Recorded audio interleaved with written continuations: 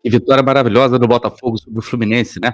Todo mundo feliz, todo mundo empolgado, mas depois que passou o calor da vitória, eu fui sentar para analisar um pouquinho a vitória e como ela se deu, o que que aconteceu dentro do campo e o principal, como que esse jogo do xadrez, porque é um jogo de xadrez, como ele foi vencido pelo Lúcio Flávio. Como o Lúcio Flávio conseguiu dar um checkmate no estrategista Fernando Diniz. Eu falo sobre tudo isso depois da vinheta.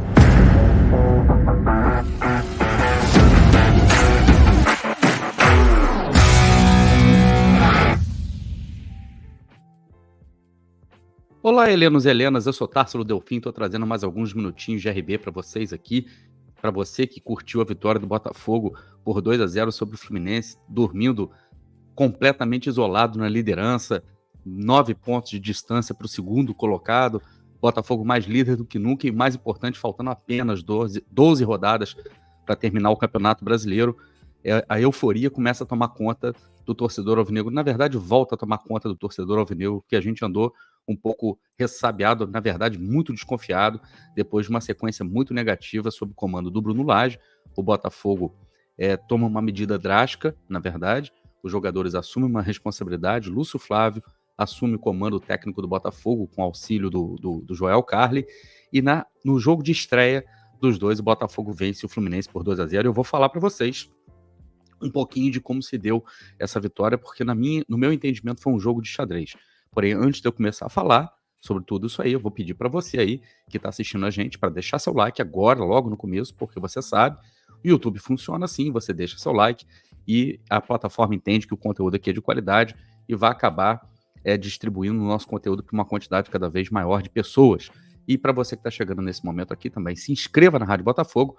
Basta você clicar no botãozinho de inscrição aí debaixo do vídeo, um botãozinho vermelho, deixa ele cinza, clica no sininho, coloca ali para você receber todos receber também todos os seus anúncios, né, de novos conteúdos aqui na Rádio Botafogo. Você também pode ajudar a Rádio Botafogo, mandando um Pix, né, para radiobotafogopix@gmail.com, tá? É a sua contribuição para você ajudar a gente a manter o trabalho que a gente faz arduamente aqui na Rádio Botafogo, tá bom? Para quem quiser e quem puder. Vamos lá. Eu vou colocar na tela aqui, né, o que aconteceu no jogo de ontem entre Botafogo e Fluminense, mas basicamente eu vou colocar aqui, antes de mais nada, para contextualizar, é importante a gente dizer que, por que eu estou me referindo a um jogo de xadrez? Porque não é somente aquilo que acontece nas 4 linhas, é aquilo que acontece no antes, no durante, né, e principalmente aquilo que é falado no pós, né. O antes a gente já sabe, o ambiente do Botafogo estava muito conturbado, queda de técnico, e o ambiente do Fluminense extremamente positivo, com a equipe vindo de uma classificação épica para a final da Taça Libertadores da América.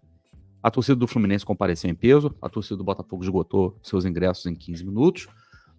Muita gente empolgada na torcida do Botafogo com a estreia do Lúcio Flávio e do Carlos, esperando realmente que o Botafogo viva novos tempos. E o Fernando Diniz, como estrategista, né, como bom estrategista que é, percebeu que havia no Botafogo uma instabilidade forte, né, digamos assim. A equipe ainda estava a 7 pontos à frente no campeonato, no campeonato, deixa eu só voltar para mim aqui rapidinho. A equipe ainda estava à frente 7 pontos no Campeonato Brasileiro, porém, vindo de sequências muito ruins, né, de derrotas, empate em casa com Goiás, enfim. Ele apostou que o Botafogo poderia vacilar. Ele apostou que o Botafogo poderia, de alguma forma, sentir psicologicamente o peso do jogo com o Fluminense, né, jogando em seus domínios sem perder há muito tempo no Maracanã. Aliás, eu acho que a última derrota do Fluminense no Maracanã havia sido para o Botafogo, pelo menos como mandante, né, em janeiro desse ano pelo Campeonato Carioca.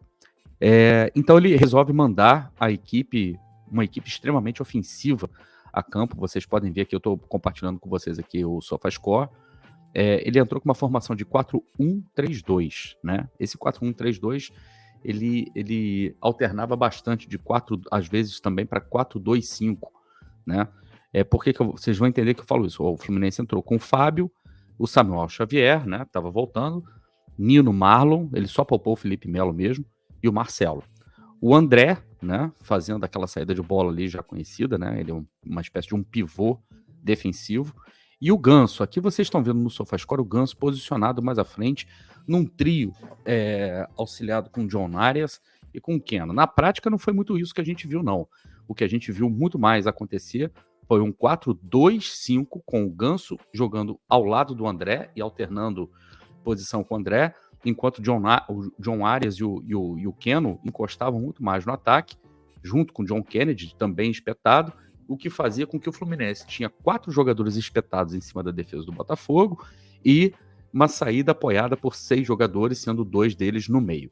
Por que o Diniz fez isso? Pela instabilidade do Botafogo. Ele apostava que se ele fosse pro abafa contra o Botafogo e pressionasse o Botafogo no seu campo de defesa, e ele não estava contando que o Botafogo fosse sair para o jogo, talvez não estivesse contando com isso, ou se contava olhando para o retrospecto recente do Botafogo de tentar fazer uma pressão um pouco mais alta, isso com o Bruno Lage, tentar fazer uma pressão um pouco mais alta, porém, essa pressão mais alta não era acompanhada com a defesa, com as linhas de defesa subindo, o que deixava o Botafogo extremamente espaçado e dava, na verdade, muito espaço, né, para jogos de infiltração, que é o jogo do Fluminense, né, com bolas muito infiltradas, toques curtos, e também, né, caso o Botafogo subisse muito a marcação, subisse muito a sua linha de zaga, eles poderiam explorar a velocidade do Keno, poderiam também explorar a velocidade de John Arias e também do John Kennedy. Na verdade, o Diniz veio para matar o Botafogo o mais rápido possível.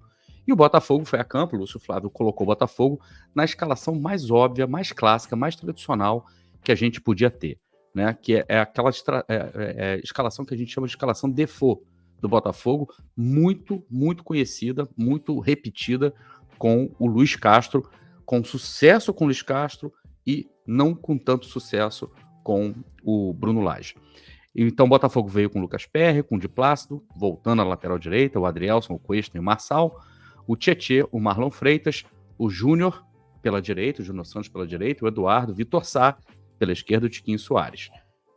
Bom, aqui estão as peças do xadrez, estão colocadas as peças do xadrez e a gente ainda não falou como o jogo começou a se desenrolar, tá? Eu vou voltar aqui, vou me voltar para a tela aqui um pouquinho, ficar um pouquinho maior aqui de novo.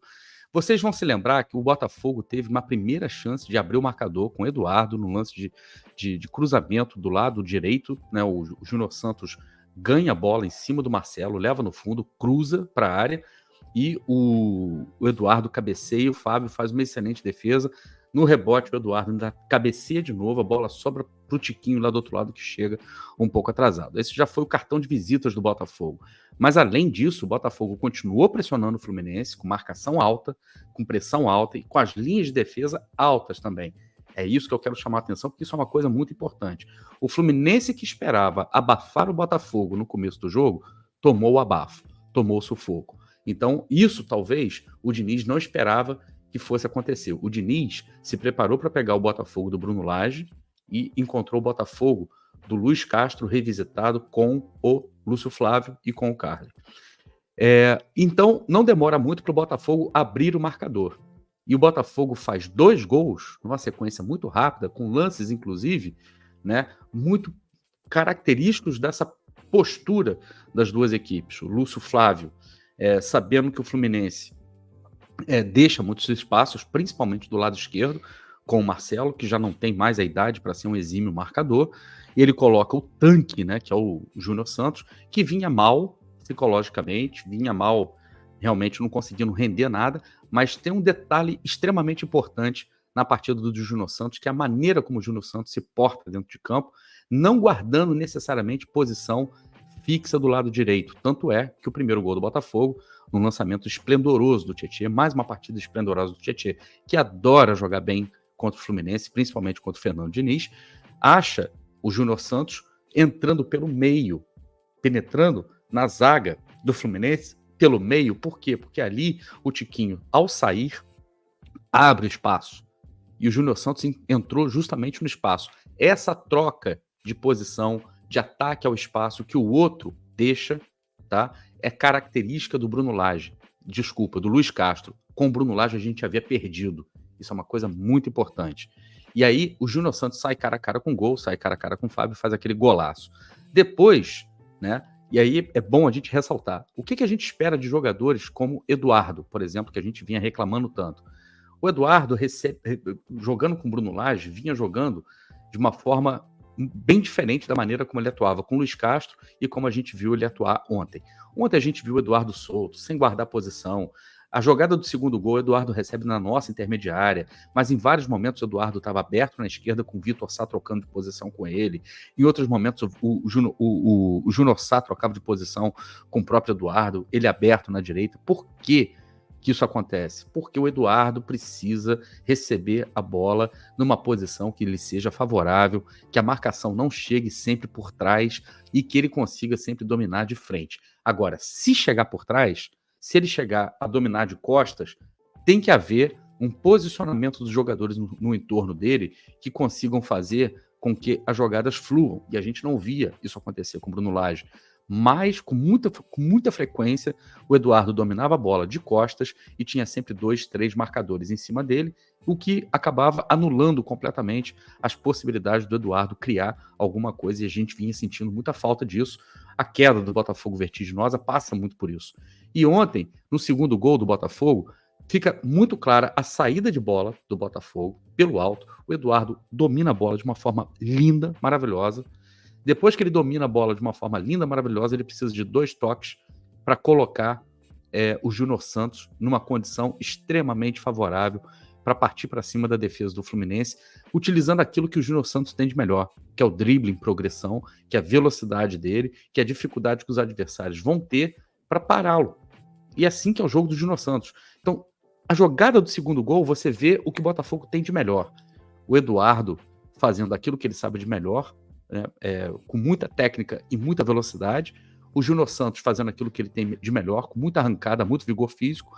E o Tiquinho fazendo aquilo que ele tem de melhor, que é ser frio, letal, extremamente eficiente na frente do gol. Então, é um gol que, na verdade, resume por que o Botafogo deu certo com o Luiz Castro e não deu certo com o Bruno Lage e volta a dar certo com o Lúcio Flávio, tá? Aí o que acontece? Nesse momento do xadrez, o Diniz, aí acontece a pausa, né, para reidratação, muito calor no Rio de Janeiro, e a câmera da Globo mostrou o esporro que o Diniz estava dando na sua equipe, ele completamente descontrolado, falando de uma forma como se os jogadores estivessem fazendo corpo mole, como se os jogadores estivessem disputando uma partida amistosa, e não estavam. Acontece que a maneira como ele preparou a equipe, né, é que estava completamente desproporcional àquilo que estava acontecendo dentro de campo, né? O Marcelo no mano a mano com um jogador que é muito mais forte fisicamente do que ele e vai ganhar todas. E aí eu vou voltar aqui para a tela principal, porque o Diniz, ao perceber que a coisa ficou feia para ele nesse sentido, começa a fazer as alterações, e aqui o jogo de xadrez começa a ficar muito interessante. Vou pegar aqui as alterações do Fernando Diniz, né? Logo aos 29 minutos, ele retira o Marlon, né, da equipe, e coloca o Alexander. Ele coloca o Alexander com um único objetivo: dobrar a marcação em cima do Júnior Santos, que ele percebeu que o Júnior Santos estava deitando e rolando por ali. E aí, ao mesmo tempo, ele consegue liberar também o Marcelo para subir mais. Mas, brilhantemente, o Júnior Santos ontem na recomposição também foi perfeito. E o Júnior Santos deu muito trabalho para o Marcelo, que não conseguia criar nada do lado esquerdo. E mesmo os jogadores do Fluminense que estavam caindo pelo lado esquerdo, como é o caso do Keno, também tiveram muita dificuldade para criar, porque o Júnior Santos recompôs muito bem, o Marlon, o Tietê, aliás, ajudou a fechar muito bem também o nosso lado direito da defesa, e o resultado disso é que a maioria das bolas que sobravam, né, para o de Plástico eram bolas já divididas e ele só tinha o papel da cobertura, o que também favoreceu o de Plástico a chegar algumas vezes no ataque, tanto é que ele faz uma boa jogada no primeiro tempo ainda, entrando, driblando jogadores do Fluminense e cruzando para a área. É uma jogada muito perigosa. No segundo tempo, né?